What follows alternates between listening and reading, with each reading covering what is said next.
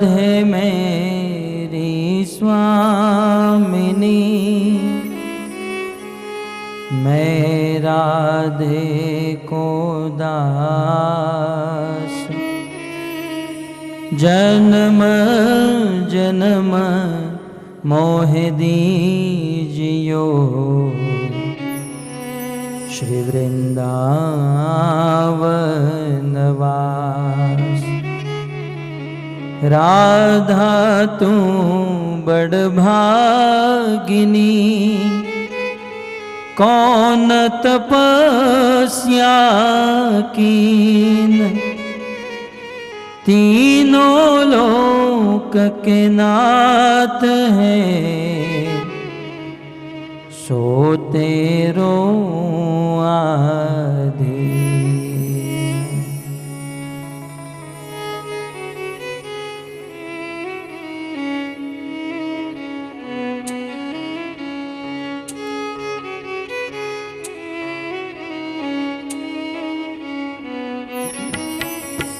जय राधा माधव कुंज बिहारी, जय राधा माधव कुंज बिहारी।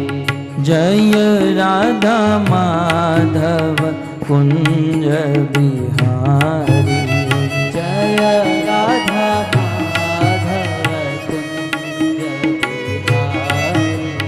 जय राधा माधव कुंज बिहारी, जय राधा माधव कुंज बिहारी।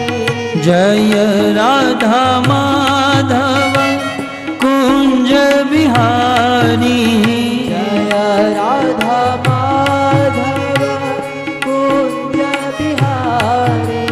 गोपी जन वल्लभ गिरिवरधारी, गोपी जन वल्लभ गिरिवरधारी। गोपी जन वल्लभ गिरिवरधारी, गोपी जन वल्लभ गिरिवरधारी। जय राधा माधव कुंज बिहारी, जय राधा माधव कुंज बिहारी।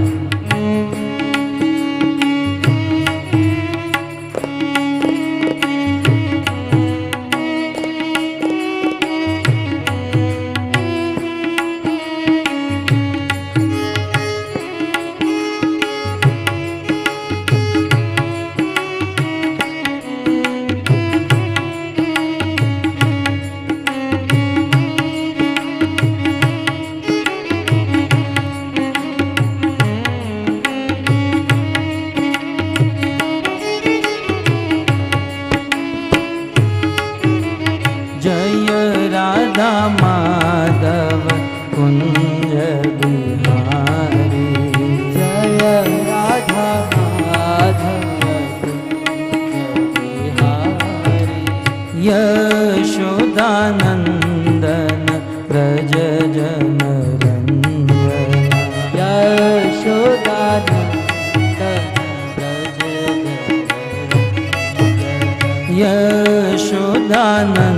यशोदानंदन व्रज जन रंजन।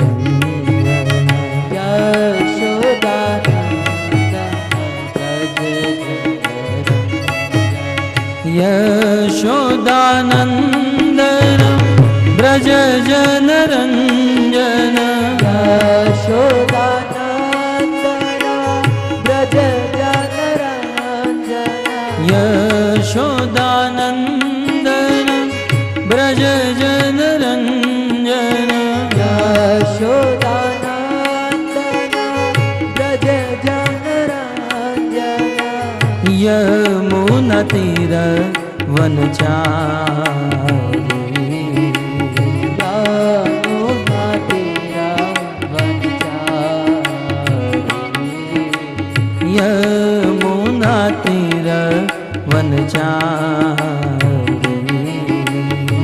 यमुना तीर वनचारी। जय राधा माधव कुंज बिहारी। जय राधा माधव कुंज बिहारी।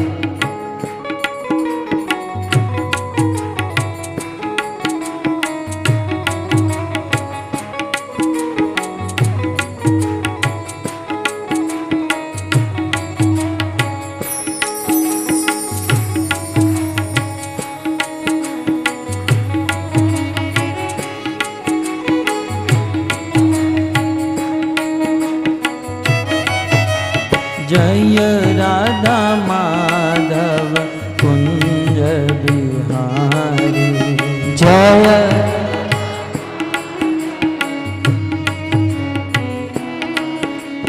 जय राधा माधव कुंज बिहारी। जय Radha Madhav Kunj Bihari. Krishna Govind Govind Gopal Nandlal. Radhe Govind Govind Gopal Nandlal. Govind Govind Gopal Nandlal.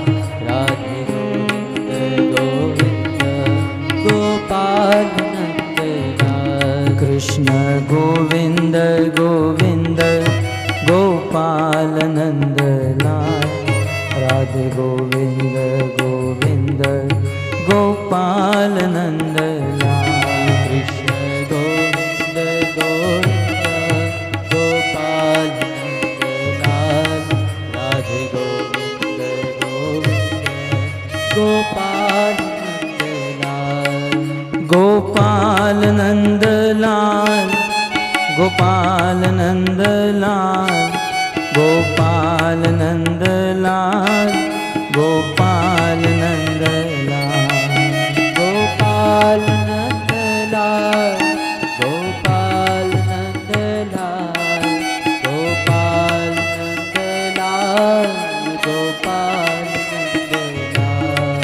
Gopal Nandlal Gopal Nandlal Gopal Nandlal Gopal Nandlal.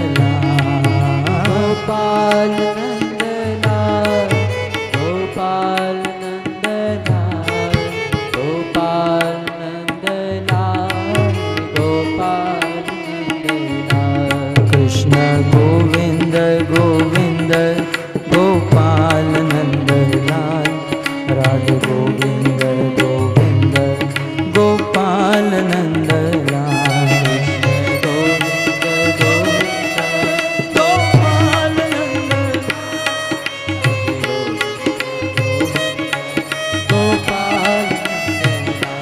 Krishna Govind Govind Gopal Nandlal. Radhe Govind Govind Gopal Nandlal.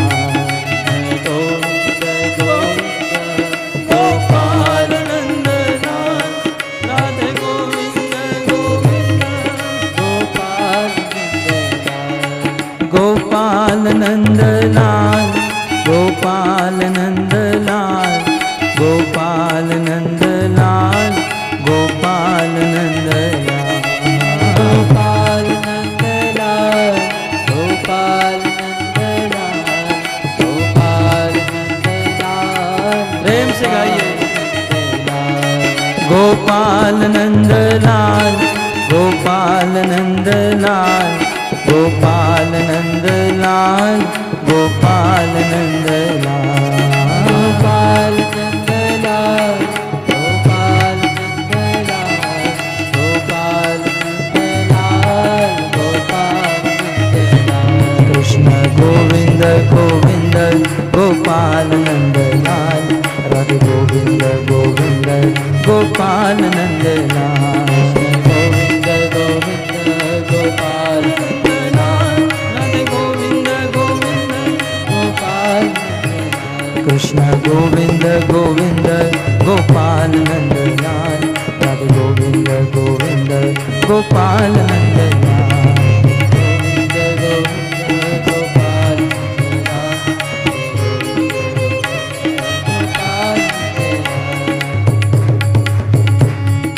Hare Krishna Krishna Krishna Hare Hare Hare Ramo Ram Ram Hare Hare Hare Krishna Krishna Krishna Hare Hare Hare Rama Ram Ram Hare Hare Hare Krishna Krishna Krishna Hare Hare Hare Ramo Ram Ram Hare Hare Hare Krishna प्रेम से गाइए भगवान का पवित्र नाम। Krishna Krishna Hare Hare Hare Rama Hare Hare बोलो हरे कृष्णा कृष्णा कृष्णा हरे हरे हरे रामो Ram Ram Hare Hare Hare Krishna Krishna Krishna Hare Hare Hare Rama Hare Hare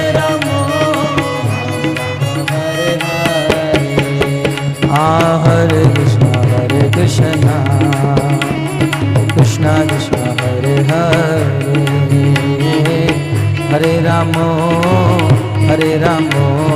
Ram Ram Hare Hare Hare Krishna Krishna Krishna Hare Hare Hare Rama Ram Ram Hare Hare नाम महाधन है अपनो नहीं दूसरी संपत्ति और कमानी। नाम महाधन है अपनो नहीं दूसरी संपत्ति और कमानी। छोड़ यटा जग की हमको कुटिया ब्रजमाही बनानी। हमको कुटिया ब्रजमाही बनानी। टूक मिले रसिकों की सदा और पीबन को यमुना जल पानी। टूक मिले रसिकों की सदा और पीबन को यमुना जल पानी। हमें और न की परवाह नहीं अपनी ठकुरानी श्रीराध करानी। अपनी ठकुरानी श्रीराध करानी। अपनी ठकुरानी श्रीराध करानी। हम राधा गिरिधारी राधा गिरिधारी राधा गिरिधारी राधे। राधा गिरिधारी राधा गिरिधारी राधा गिरिधारी राधा गोपीनाथ राधा गोपीनाथ राधा गोपीनाथ राधे। जय राधा गोपीनाथ राधा गोपीनाथ राधा गोपीनाथ राधे। जगन्नाथ जगन्नाथ बलदेव जय सुभद्रा। जगन्नाथ जय जगन्नाथ बलदेव जय सुभद्रा। जय जगन्नाथ जगन्नाथ बलदेव जय सुभद्रा जगन्नाथ जगन्नाथ बलदेव जय सुभद्रा हाँ गौरनिताय जय गौरनिताय गौरनिताय जय गौरनिताय गौरनिताय जय गौरनिताय गौरनिताय जय गौरनिताय गौरनिताय जय गौरनिताय गौरनिताय जय गौरनिताय गौरनिताय जय गौरनिताय गौरनिताय जय गौरनिताय प्रभुपद प्रभुपद प्रभुपद शिल प्रभुपद प्रभुपद प्रभुपद प्रभुपद श्रील प्रभुपद जय प्रभुपद प्रभुपद प्रभुपद शिल प्रभुपद प्रभुपद प्रभुपद प्रभुपद श्रील प्रभुपद जय जय प्रभुपाद प्रभुपाद प्रभुपाद प्रभुपाद जय जय प्रभुपाद प्रभुपाद प्रभुपाद प्रभुपाद नित्य गौर हरि बोल हरि बोल हरि बोल हरि बोल निताय गौर हरि बोल हरि बोल हरि बोल हरि बोल युग धर्म हरिनाम संकीर्तन की शील प्रभुपाद की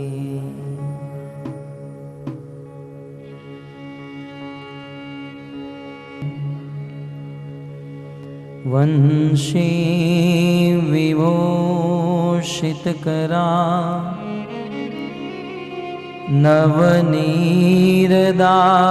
नवनीरदाभात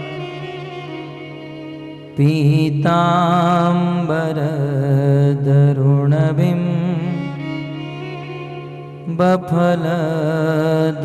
बफलधरोष्ठा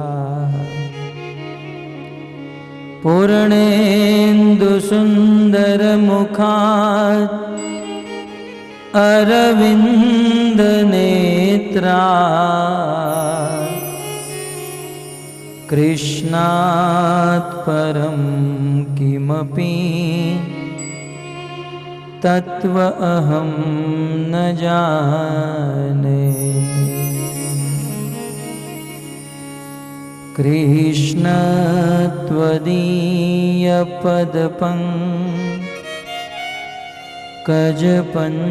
त्वदीयपदपङ्कजपञ्जरान्ते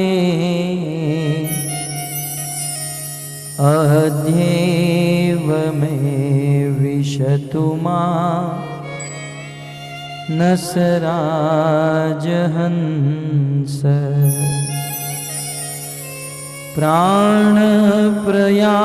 प्राणप्रयाणसमये कफवातपीते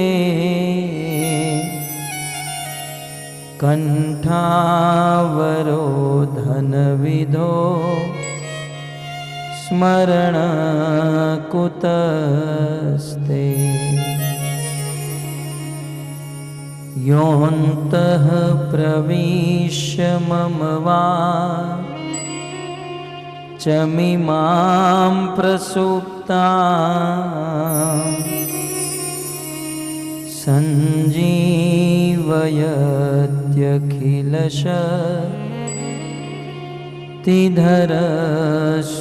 सञ्जीवयत्यखिलशक्तिधरस्वधाम्ना अन्यांश्च हस्तचरण श्रवणत्वगादि प्राणान्नमो भगवते पुरुषाय तुभ्यम्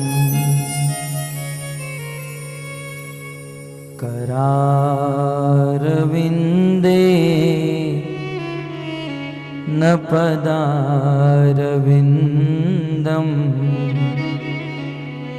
मुखारविन्दे पदारविन्दे विनिवेशयन्तम्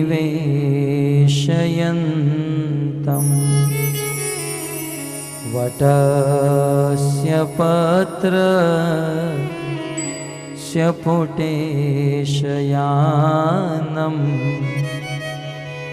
बालं मुकुन्दं मनसा स्मरामि। श्रीकृष्ण गोविन्द हरे मुरारे, हे नाथ नारायण वासुदेव।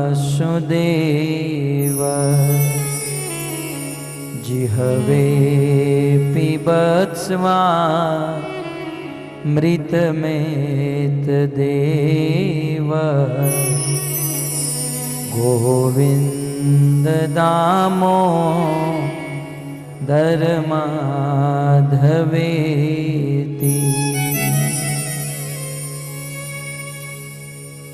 ॐ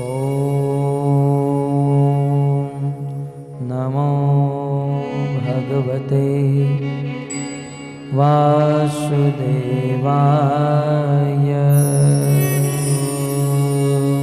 नमो भगवते वासुदेवाय। ॐ नमो भगवते वासुदेवाय।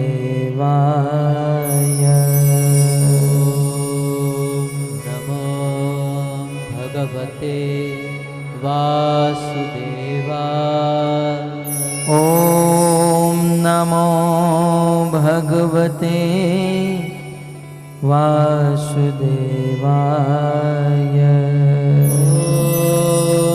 नमो भगवते वासुदेवाय।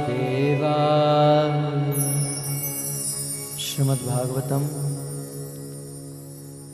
स्कंध 10 अध्याय 1 श्लोक क्रमांक 1। आजोवाच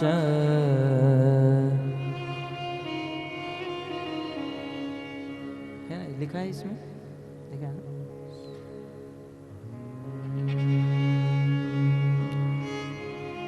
श्रीराजोवाच कथितो वंशविस्तारो,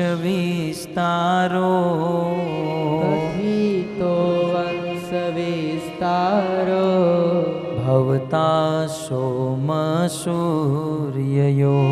भवता सोमसूर्ययो, राज्ञां चोभयवंश्यानां,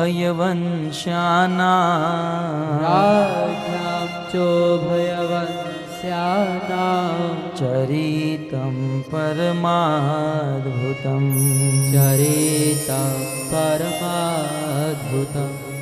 यदोश्च धर्मशीलस्य, यदोश्च धर्मशीलस्य, नेतरां मुनिसत्तम, नेतरां मुनिसत्तम, तत्रांशेनावतीर्णस्य, तत्रांशेनावतीर्णस्य, विष्णो वीर्याणि संशन, विष्णो वीर्याणि संशन, अवतीर्य यदोर्वंशे, अवतीर्य यदोर्वंशे, भगवान् भूतभावन, भगवान् भूतभावन, कृतवान् यानि विश्वात्मा,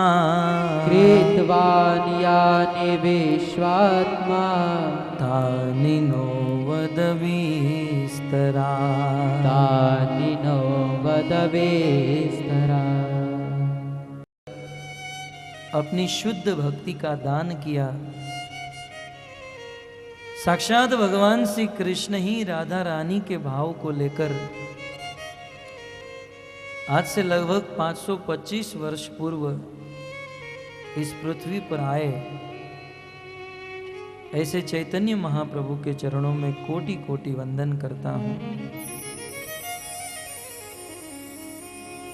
तत्पश्चात श्रीमद् भागवत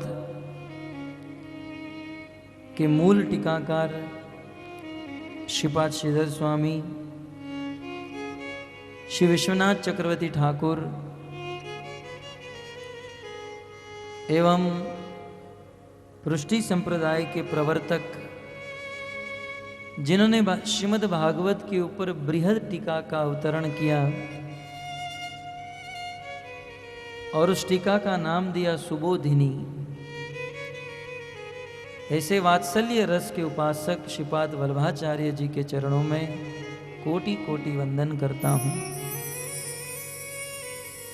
और इन समस्त वैष्णव आचार्यों के चरणों में कृपा की भीख मांगता हूं कि जिस प्रकार से आपने भागवत को प्रस्तुत किया है, जिस प्रकार से आपने भागवत को समझाया है, उस प्रकार से हम भागवत को समझ सके, जीवन में धारण कर सके और जनता के सामने प्रस्तुत कर सके। तत्पश्चात एक ऐसे संत, एक ऐसे आचार्य जिन्होंने श्रीमद् भागवत और भगवत गीता का ज्ञान सूर्य के समान पूरे ब्रह्मांड में फैला दिया। वैसे भक्तों विचार किया जाए तो यह भागवत का प्राकट्य हुआ भारत में, यह भागवत का जन्म हुआ भारत में, परंतु भारत के इस दिव्य ग्रंथ को, इस भागवत को अपने हाथ में लेकर, भागवत को अपने जीवन में उतारकर, भारत में नहीं अमेरिका जाकर इस भागवत को जिन्होंने इंटरनेशनल बना दिया और इस भागवत और गीता के माध्यम से पूरी दुनिया को भगवान श्री कृष्ण की भक्ति में लगा दिया, ऐसे आचार्य, इस्कॉन संस्थापक के संस्थापक आचार्य श्रील प्रभुपाद जी के चरणों में शत शत वंदन करता हूं। ऐसे घुमा दो। ये ताली किसकी बजी? श्लोक की बजी या प्रभुपाद की?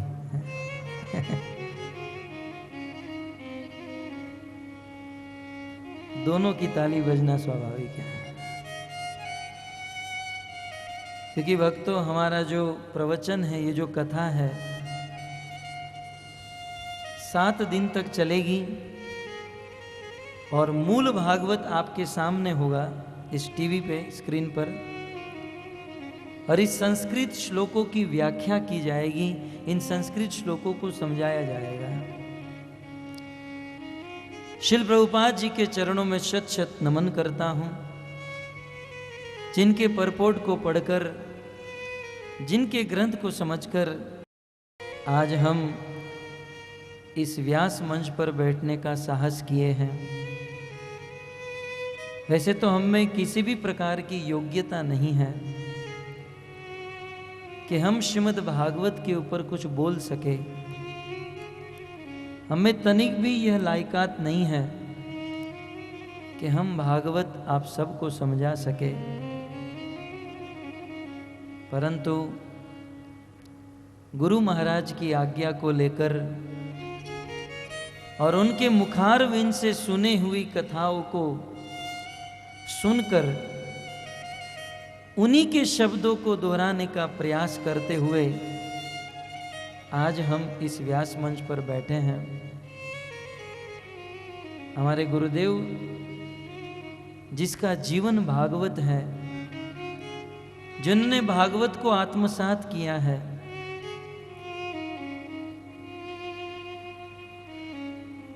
ऐसे प्रातः स्मरणीय, परम आदरणीय, भागवत भूषण, भागवत प्रधान, परम पूज्य राधा गोविंद गोस्वामी महाराज जी के चरणों में कोटि कोटि नमन करता हूँ।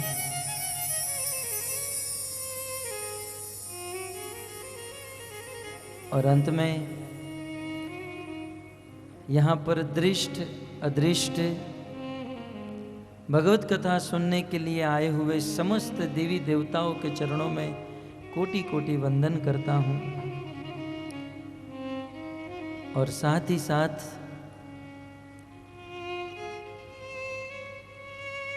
इस हॉल में उपस्थित समस्त सनातन धर्मी वैष्णव भक्तों के चरणों में प्रणाम करता हूँ। आप सब भक्त मिलकर मुझे आशीर्वाद दीजिए कि आने वाले 7 दिन तक मैं इस भागवत कथा का आप लोगों के प्रत्यक्ष गान कर सकूं। और वैसे भी श्रोताओं का आशीर्वाद वक्ता के ऊपर अत्यंत आवश्यक है, क्योंकि यहाँ पर वक्ता कितना भी अच्छा बोलने का प्रयास करे, परंतु नीचे बैठे हुए श्रोता यदि मन ही मन में सोचे कब ये बंद करेगा, प्रसाद का समय हो गया है, इसको टाइम का पता नहीं है, इसके मुंह में कीड़े पड़े, कल इसकी वाणी बंद हो जाए, इसका गला दुखने लगे, ऐसे श्राप भी कभी कभी मिल जाते हैं। इसलिए भागवत के प्रारंभ में 88,000 ऋषि मुनि मिलकर सूत गोस्वामी को आशीर्वाद देते हैं। सूत जानासि भद्रम ते, हे सूत गोस्वामी आपका भद्र हो, आपका कल्याण हो, आपका मंगल हो, आप जुग जुग जियो और जितना जियो तब तक आप हमें कथा सुनाते रहो।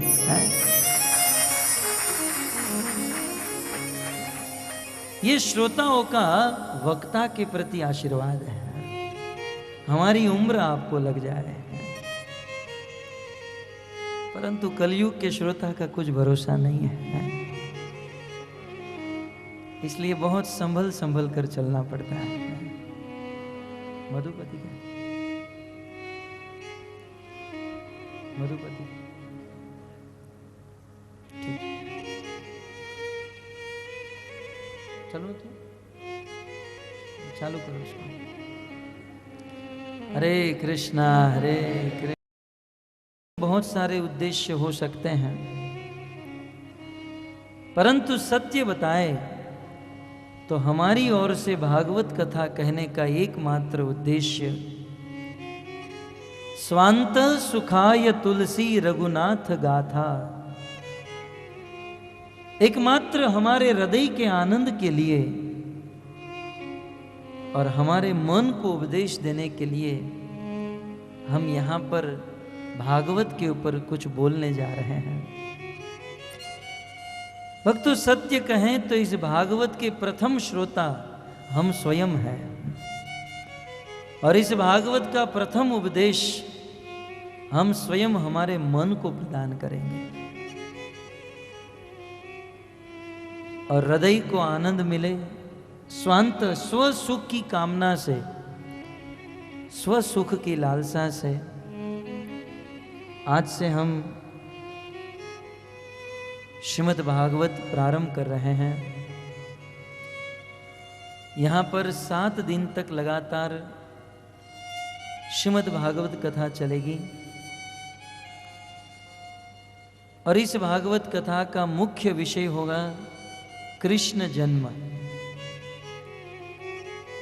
आप सब जानते हैं 7वें दिन अर्थात 28 तारीख को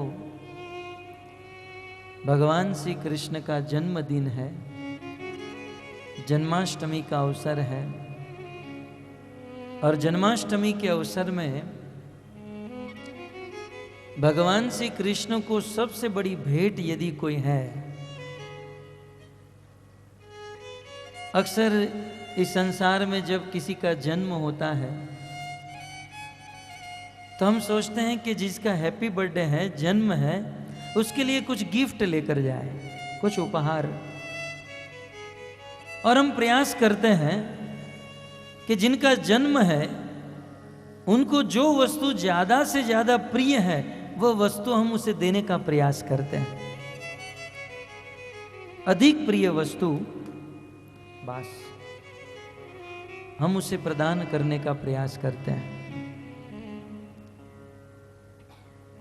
तो विचार कीजिए, भगवान श्री कृष्ण का जन्म 7वें दिन में है, आज से ठीक 7 दिन, और मन में यदि विचार हो कृष्ण को कुछ देना है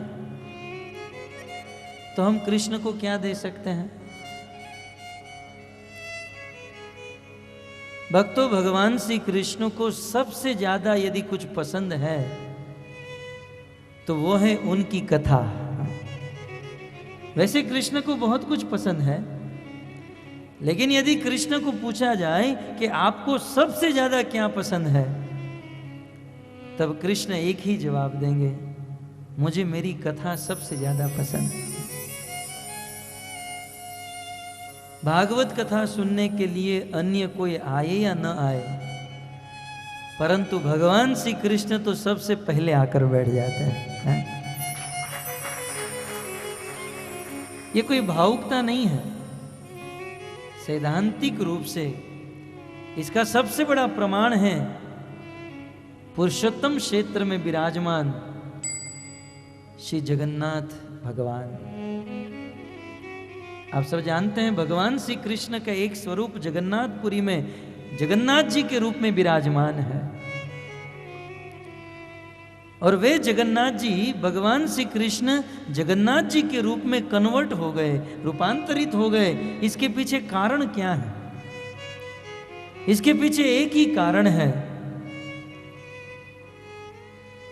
भगवान श्री कृष्ण को अपनी कथा बहुत पसंद है। द्वारिका में भगवान श्री कृष्ण रह रहे थे। वैसे कृष्ण के पास सब कुछ था, बहुत सुंदर सोने की बनी हुई नगरी द्वारिका थी, 16,108 पत्नी थी, और प्रत्येक पत्नी के 10-10 पुत्र और एक-एक कन्या थी, और सबको रहने के लिए अलग अलग महल खड़े किए गए थे। अत्यंत अपार ऐश्वर्य में भगवान श्री कृष्ण रह रहे थे, और ऐसी पत्नी प्राप्त हुई थी, पतिव्रता नारी। एक बार भगवान कह दे तो उनकी सेवा करने के लिए तैयार हो जाए। हम कभी कभी इमेजिन करते हैं जब कृष्ण कहते होंगे पानी पीना है, तब कृष्ण के पास 16,108 ग्लास आ जाते होंगे, प्रभु पीजिए, पानी पीजिए। वो कृष्ण और हम कृष्ण एक बार पानी मांगते हैं, 16,108 ग्लास आता है, और आज का पति 16,108 बार मांगता है, तब एक बार ग्लास आता है।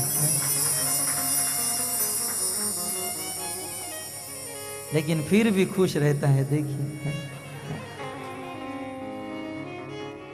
फिर भी अपने आप को सौभाग्यशाली मानता है कि नहीं, चलो 16,108 बार मांगा, एक बार तो आया है? दूसरों को तो वह भी नहीं मिलता है। भगवान श्री कृष्ण असीम अपरिसीम ऐश्वर्य में रह रहे थे। 16,108 पटरानी, रानी, रुक्मणी, सत्यभामा, जामवती, अनेकों रानियां थी, सब कुछ अनुकूल था। लेकिन ऐसी स्थिति प्राप्त होने के बाद भी भगवान श्री कृष्ण रात दिन उस द्वारिका में रोते रहते थे, रात दिन रहते थे। कृष्ण की आंखों से आंसू नहीं सूखता था। सारी पत्नियां, सारी रानियां ये सोचने लगती थीं कि हमारे पति को आखिर क्या कमी है, हम इतनी सेवा कर रही हैं, इतना कुछ हमारे पति के पास है, परंतु वे रात दिन क्यों रोते रहते हैं? रोने का कारण क्या है? उस सोने की द्वारिका में असीम ऐश्वर्य के बीच में रहकर भी भगवान श्री कृष्ण रोया करते थे। भक्तों, उसका एक ही कारण था।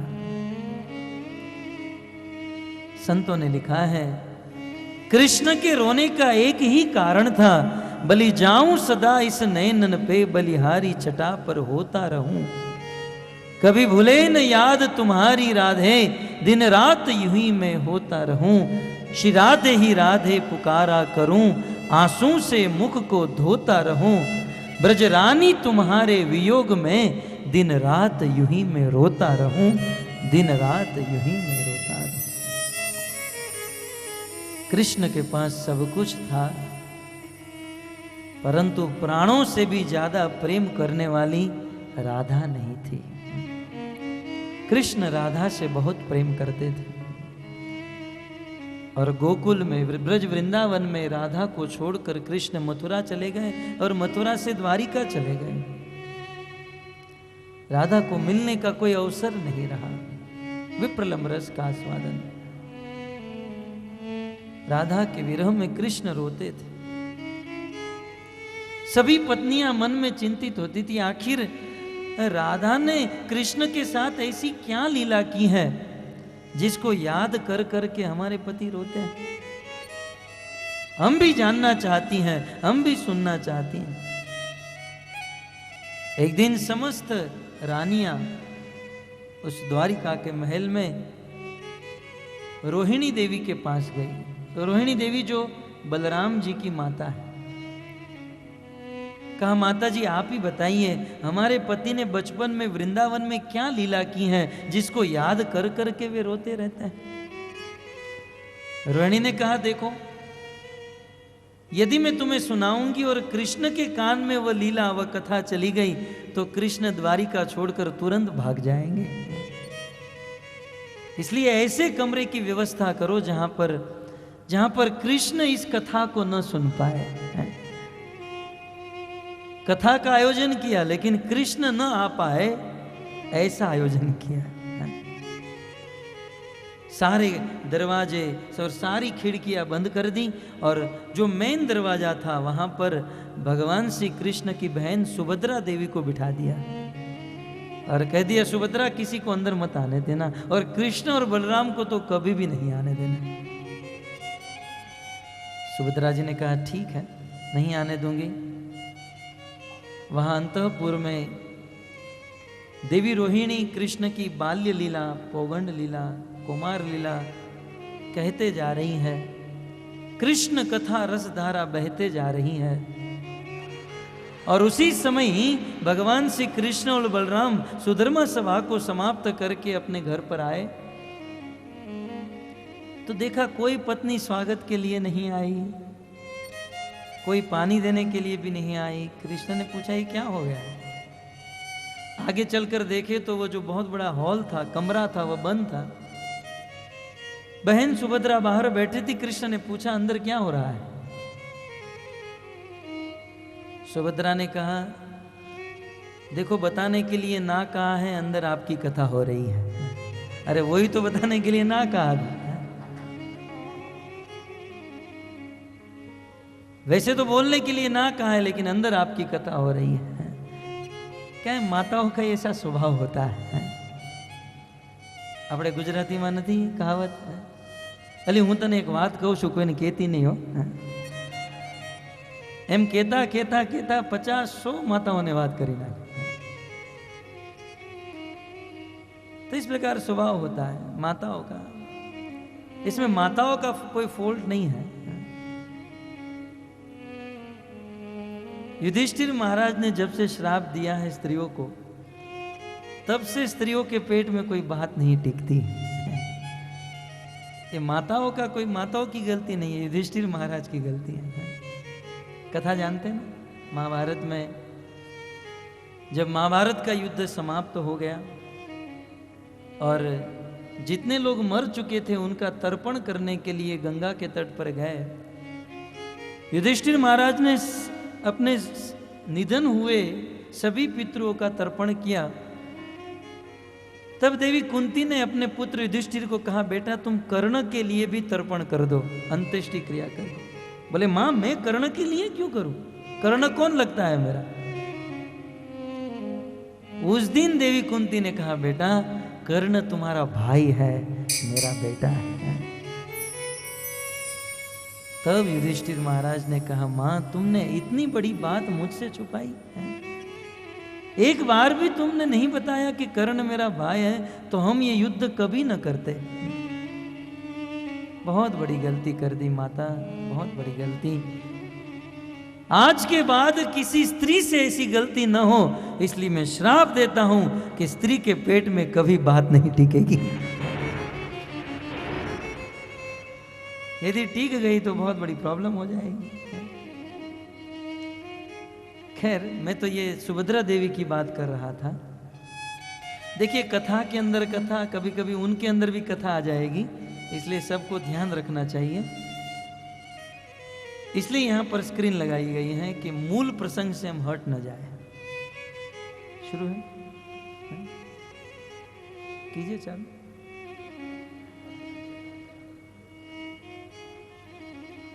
भगवान श्री कृष्ण और बलदेव जी सुधर्मा सभा से आए। देवी सुभद्रा बाहर बैठी थी। क्या हो रहा है अंदर? बोले अंदर आपकी कथा हो रही है। अब कृष्ण को कान में ऐसा पता चले मेरी कथा हो रही है और कृष्ण सुने भी ना रह सके, कभी नहीं।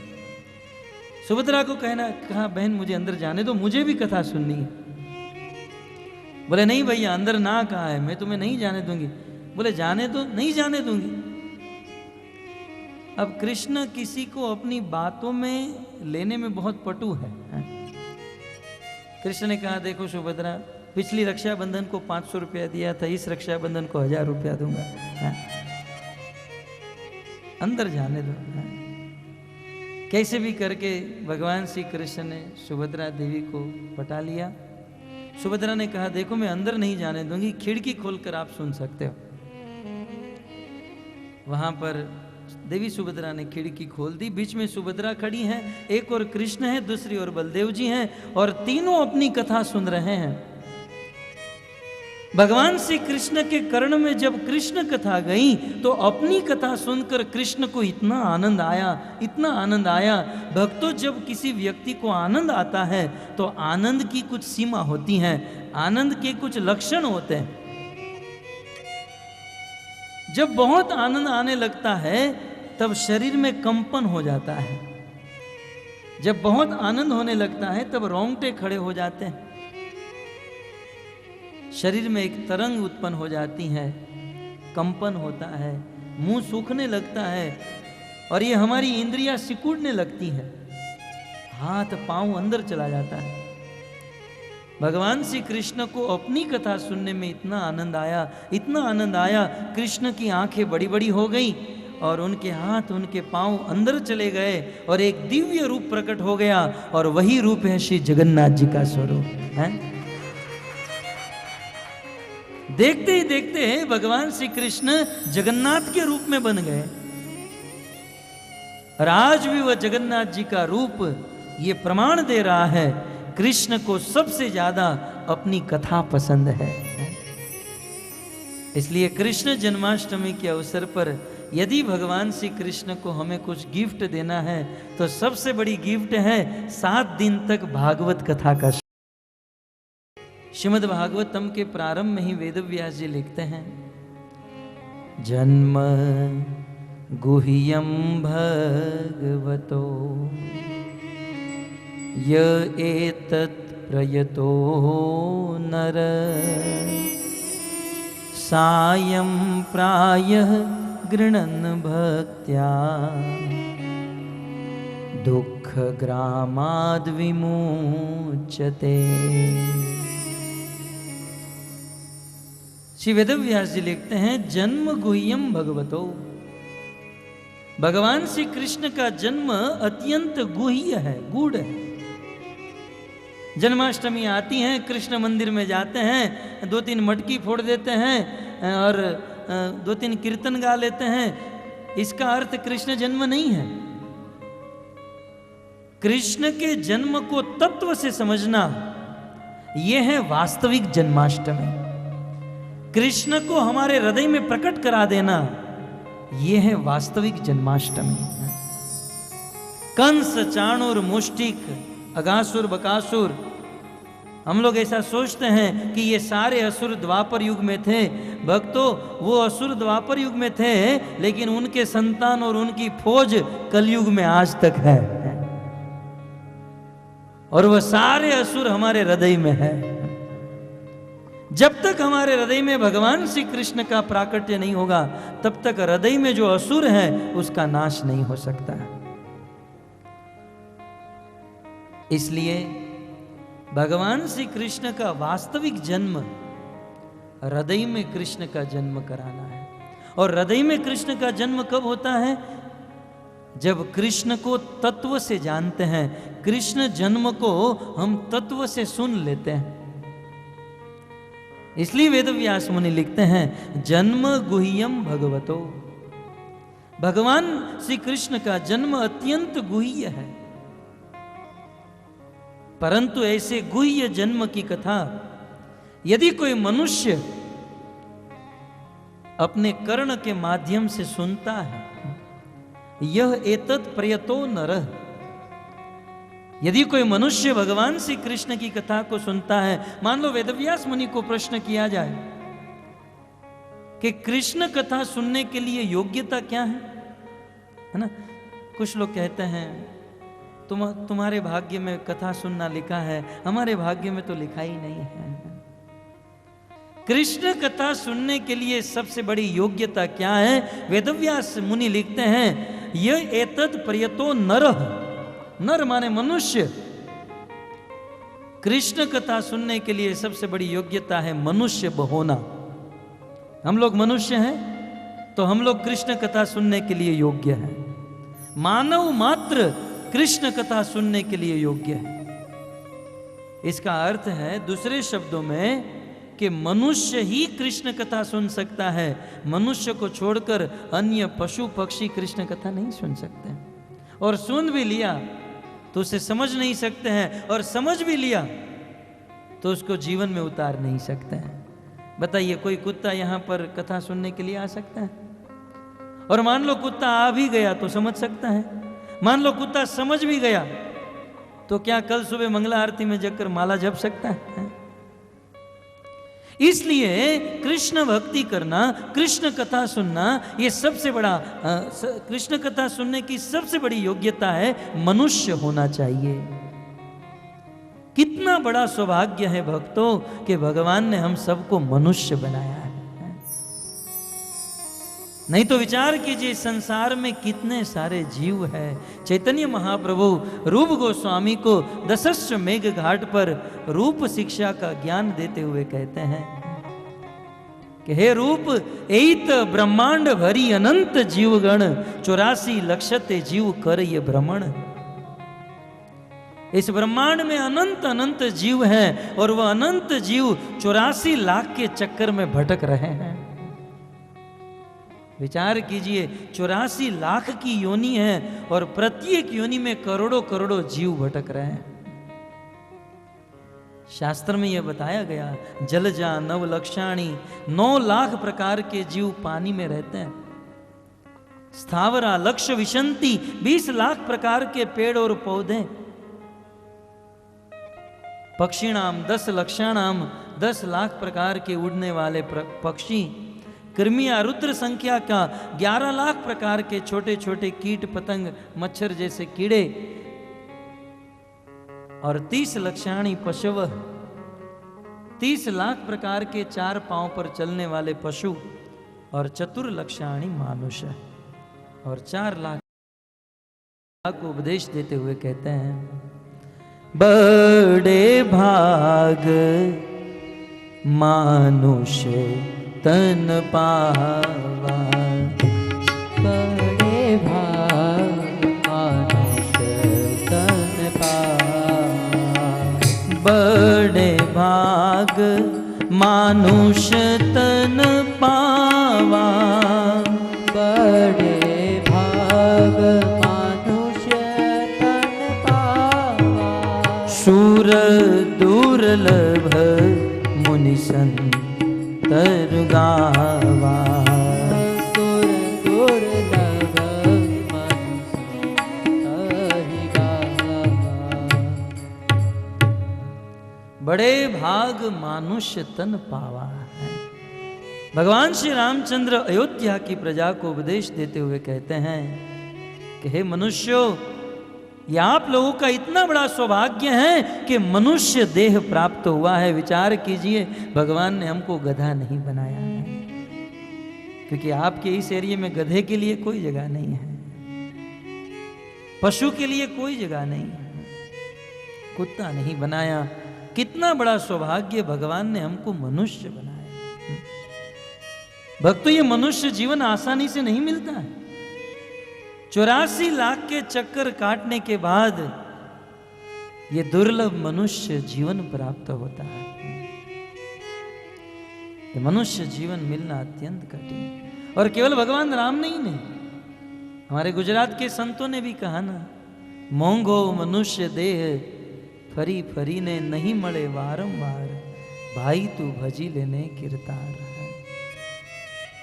प्रहलाद महाराज भागवत के 7वें स्कंद में कहते हैं, दुर्लभम मानुषम जन्म तदप्य ध्रुव मर्थदम। समस्त संत वैष्णव आचार्य और भगवान तक कहते हैं कि ये मनुष्य देह अत्यंत दुर्लभ, सुर दुर्लभ, देवताओं को भी यह मनुष्य जीवन दुर्लभ है। भक्तों,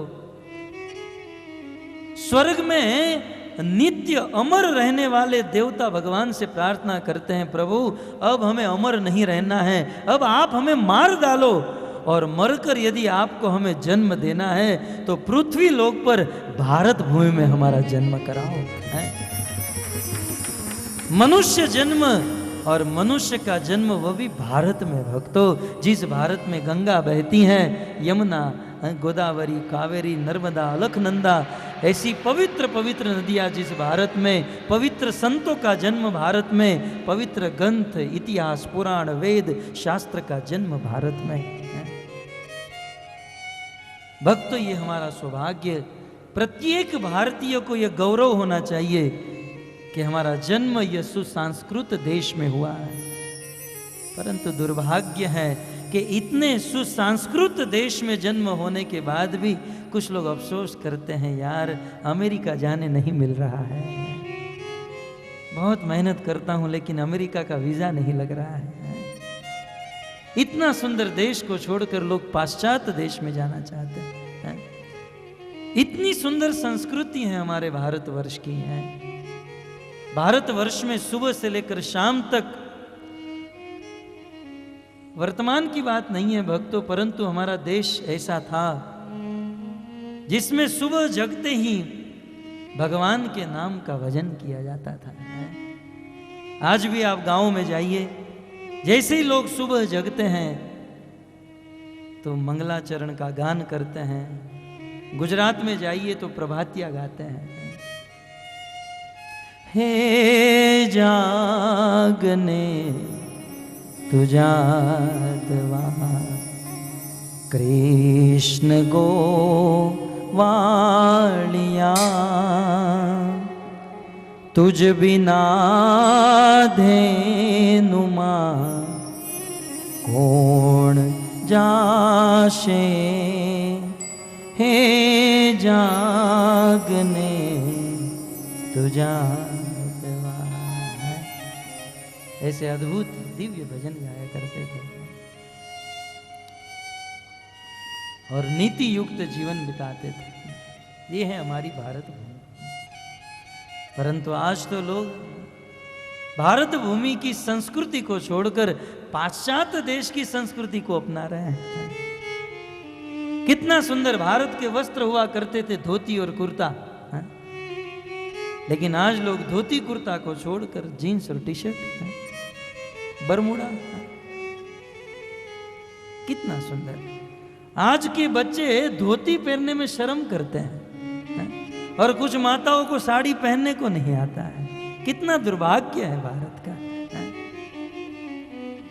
बड़े बड़े देवता धोती पहनते हैं, स्वर्ग लोक में धोती चलती है, माताओं में साड़ी चलती हैं, लेकिन भारत के लोग पाश्चात्य देश की संस्कृति का अंधा अनुकरण कर रहे हैं। अंधा अनुकरण।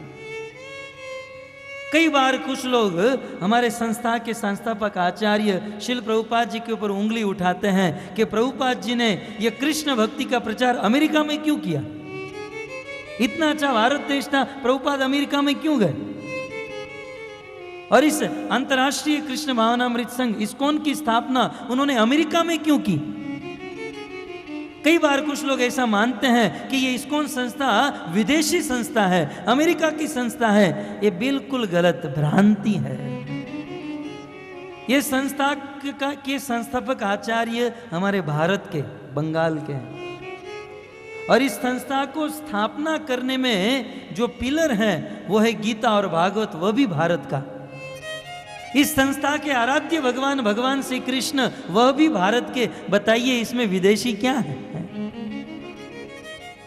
तब मन में यह प्रश्न होता है कि शिल प्रभुपाद जी अमेरिका जाकर, विदेश में जाकर इस संस्था को रजिस्टर क्यों किए? इसका उत्तर यही है भक्तों, हमारे भारत के लोग भारत में जन्म लेकर भी पाश्चात्य देश की संस्कृति का अनुकरण, अंधा अनुकरण कर रहे हैं। अब पाश्चात्य देश में आप यूरोप कंट्री में जाइए, लंदन इत्यादि, वहां पर इतनी ठंड होती है, 0 डिग्री से नीचे बर्फ होता है। और उस ठंड में वे लोग पैंट पहनते हैं, शर्ट पहनते हैं, और उसके ऊपर कोट पहनते हैं, ब्लेजर पहनते हैं, शॉक्स पहनते हैं, शूज पहनते हैं, टाई पहनते हैं, टोपी पहनते हैं ताकि ठंड न लगे। वो लोग इसलिए शूट बूट टाई पहनते हैं क्योंकि ठंड न लगे। भारत में 46 डिग्री में रहने वाला आदमी शूट बूट पहनकर घूमता है। वो लोग इसलिए पहनते हैं ठंड से बचने के लिए, और यहां में पसीना चल रहा है, गर्मी लग रही है, लेकिन शूट बूट टाई पहनकर चलते हैं। ये अंधा अनुकरण नहीं तो क्या है? विदेश में जो लोग फैक्ट्री में काम करते थे वे लोग जीन्स पहनना शुरू किए, क्योंकि धोने की कोई मगजमारी नहीं, 15-20 दिन में भी एक बार धोएंगे तो कोई प्रॉब्लम नहीं। फैक्ट्री में काम करने वाले मजदूर जीन्स पहनना शुरू किए, भारत के लोग उनका अंधा अनुकरण करने लगे हैं। और आज तो हद हो गई, टाइट जीन्स की फैशन आई है। गांव से दादाजी आए, कहा बेटा ये लड़के ने जीन्स पहना कैसे होगा? मुझे ऐसा लगता है कपड़ा लेकर उसको पूरा मशीन, उस लड़के को मशीन के ऊपर चढ़ाया होगा और फिर स्टिच किया होगा, नहीं तो ये जीन्स पहनना संभव नहीं है। अंधा अनुकरण। शिल प्रभुपाद जी इस बात को जानते थे कि इस संसार में किसी व्यक्ति को कोई वस्तु आसानी से मिल जाती है तो उस व्यक्ति को उस वस्तु की वैल्यू नहीं रहती। भारत में ये भारत की संस्कृति बहुत दिव्य है, बहुत महान है, और ये संस्कृति हमें आसानी से मिल गई, इसलिए हमको वैल्यू नहीं। और हमें वैल्यू किसकी है? विदेश में जो संस्कृति है उसको हम स्वीकार करते हैं। प्रभुपाद जी इस बात को जानते थे, इसलिए प्रभुपाद जी इसी भागवत को विदेश में लेकर गए। प्रभुपाद जी ये जानते थे भारत में यदि इसका प्रचार करूंगा तो लोग स्वीकार नहीं करेंगे, क्योंकि परंतु इस कृष्ण भक्ति को मैं विदेश में लेकर जाऊंगा और इस कृष्ण भक्ति को इंटरनेशनल बना दूंगा तो सब लोग इसको स्वीकार करेंगे। इसलिए प्रभुपाद जी ने इस्कॉन की स्थापना अमेरिका में जाकर कर दी। कहने का तात्पर्य यह है कि हमारा जन्म भारत में, एक तो मनुष्य जीवन मिला और वह भी भारत में मिला, ये हमारा बहुत बड़ा सौभाग्य है। तो मनुष्य जीवन मिलने पर हमारा सबसे बड़ा सौभाग्य क्या है? भगवान श्री कृष्ण की कथा सुने। जन्म गुह्य भगवतो यह एतत् प्रयतो नर सायं प्रातः गृणन् भक्त्या दुख ग्रामाद् विमुच्यते। जन्म गुह्य भगवतो ये एतत् प्रयतो नर, भगवान श्री कृष्ण के जन्म की कथा यदि कोई मनुष्य सुनता है, कब सुनता है? तो वेद व्यास जी लिखते हैं सायं प्रातः गृणन् भक्त्या। यदि कोई कृष्ण के जन्म की कथा शाम को सुनता है, और मुझे ऐसा लगता है अभी अभी शाम का समय है और 7 दिन तक हम लोग शाम को ही सुनेंगे। देखिए कितना सुंदर योग है। वेदव्यास जी लिखते हैं, सायं प्रातः गृणन भक्त्या, यदि कोई भक्त शाम को भगवान श्री कृष्ण की कथा सुनता है तो दुख ग्रामाद विमुच्यते, वह भक्त सारे दुखों से मुक्त हो जाता है और परम सुख को, नित्य शाश्वत सुख को प्राप्त कर लेता है। बहुत भारी शब्द का इस्तेमाल किया वेदव्यास मुनि ने। वे कहते हैं दुख ग्रामात विमुच्यते, वैसा भी लिख सकते थे दुख विमुच्यते, परंतु ऐसा नहीं लिखा। दुख ग्रामात, दुख ग्राम का अर्थ होता है बहुत सारे दुखों से। इस संसार में हमारे जीवन में एक दो दुख नहीं है, बहुत सारे दुख हैं। एक दुख जाता है तो दूसरा आकर खड़ा ही रहता है, तो बहुत सारे दुख हैं। वेदव्यास मुनि कहते हैं कृष्ण जन्म की कथा यदि कोई शाम को, सायं, संध्या को सुनता है तो सभी प्रकार के दुखों से मुक्त हो जाता है। तो कुछ लोग ये प्रश्न कर सकते हैं कि हम तो कृष्ण कथा नहीं सुनते हैं फिर भी दुखों से मुक्त हो जाते हैं, मानो ऐसा कह सकते हैं। हाँ, कृष्ण कथा नहीं सुनने पर भी आप शायद दुखों से मुक्त हो सकते हो, लेकिन यदि आप दुख से मुक्त हो भी गए तो दूसरा दुख तुरंत आ जाएगा। वह दूसरे दुख से मुक्त हुई तो तीसरा दुख आ जाएगा। इसलिए वेदव्यास जी कहते हैं कि साधारण रूप से दुख से मुक्त नहीं होंगे। दुख ग्रामात विमुच्यते, विशेष रूपेण मुच्यते, वो इस प्रकार से दुखों से मुक्त हो गए कि वह दुख जीवन में दोबारा फिर से कभी नहीं आएगा। सुख ही सुख, इस जन्म में भी सुख मिलेगा और मृत्यु के बाद भगवान का धाम वैकुंठ प्राप्त हो जाएगा। तो हम सब का परम सौभाग्य है कि ऐसी भक्ति वेदांत स्वामी श्रील प्रभुपाद जी की कृपा से इस घोर कलयुग में भी एक छत के नीचे बैठकर हम सब भक्त भगवान श्री कृष्ण के जन्म की कथा सुनेंगे। वैसे भगवान श्री कृष्ण के जन्म की कथा श्रीमद् भागवत के 10वें स्कंद के प्रथम 3 अध्याय में बताई गई है, परंतु इस भागवत की टीका में श्रीपाद वल्लभाचार्य जी लिखते हैं कि यदि कोई भगवान श्री कृष्ण के जन्म की कथा को गहराई से सुनता है, आगे मैं बताऊंगा, वे सुबोधिनी नामक ग्रंथ में कहते हैं कि यदि कोई इस कृष्ण जन्म की कथा को गहराई से सुनता है तो वह व्यक्ति, वैसे हम लोग यदि भक्ति करते हैं तो 50-100 जन्म के बाद वैकुंठ प्राप्त कर सकते हैं।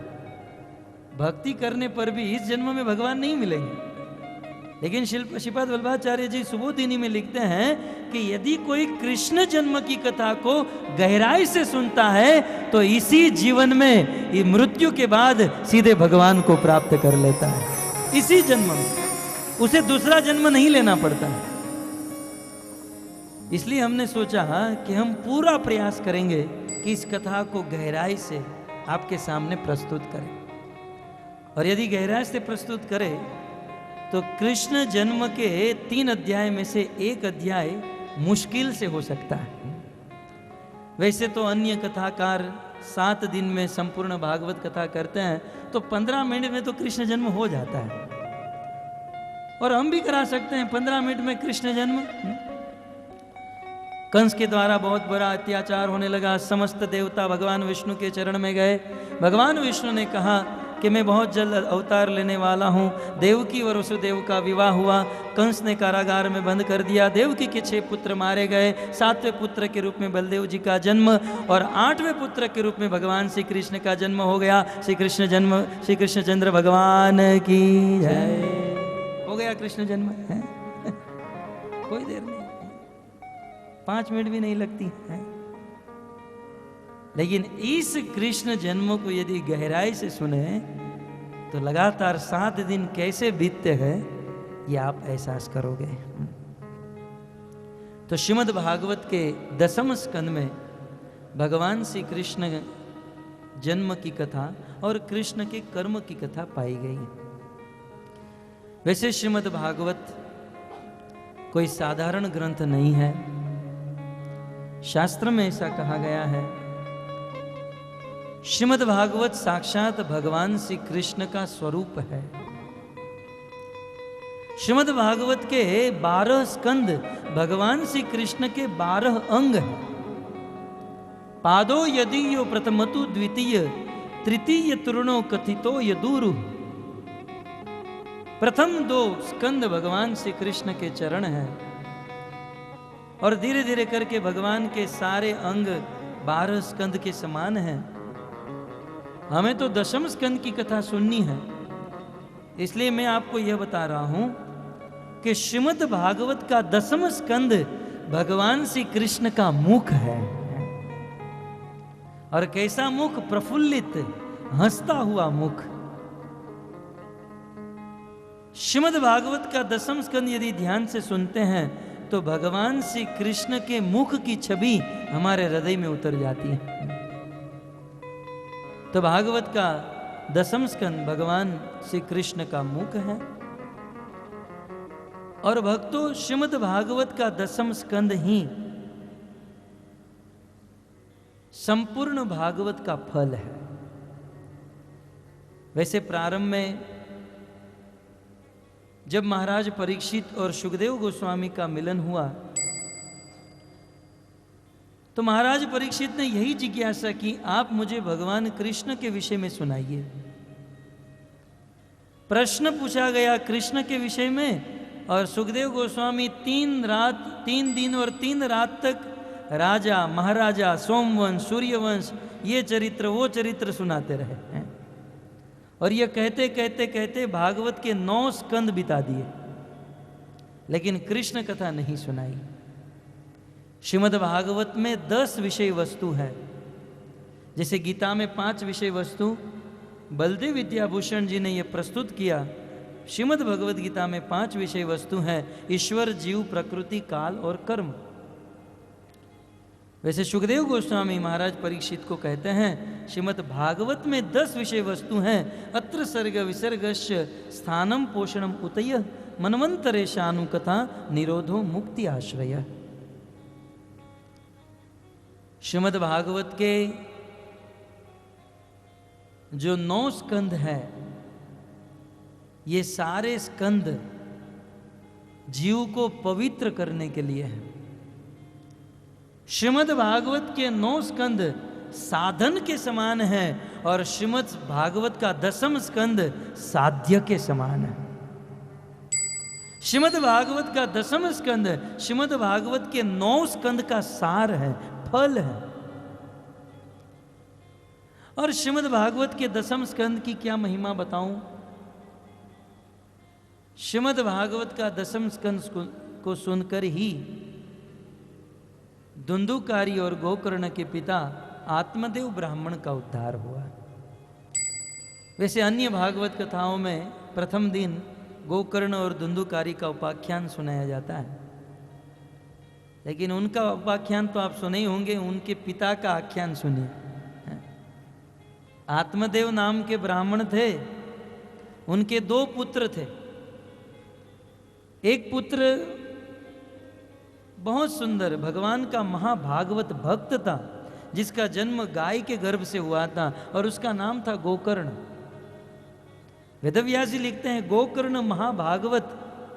और जो दूसरा पुत्र था, धुंधली के गर्भ से जन्म लिया, उसका नाम था धुंधुकारी। धुंधुकारी महाखल, महाखल शराब पीता था। कुछ लोग की आंखें खुली होगी, शराब पीने वाले को खल कहा जाता है। हाँ, शराब पीता था, जुआ खेलता था, मांसाहार करता था, पर स्त्रियों का संग करता था। कभी कभी रास्ते से चलता था, छोटे छोटे बालक खेलते रहते थे, उसे उठाकर कुएं में फेंक देता था। माता पिता ढूंढते रहते थे। अनेकों प्रकार का उत्पात करता था धुंधुकारी। धीरे धीरे करके अपने पिता की सारी संपत्ति को गलत कर्मों में उड़ा दिया, सारी संपत्ति को खो दिया धुंधुकारी गलत कर्मों में। उनके पिता के हृदय में बहुत दुख हुआ। उनके पिता ने सोचा कि ये धुंध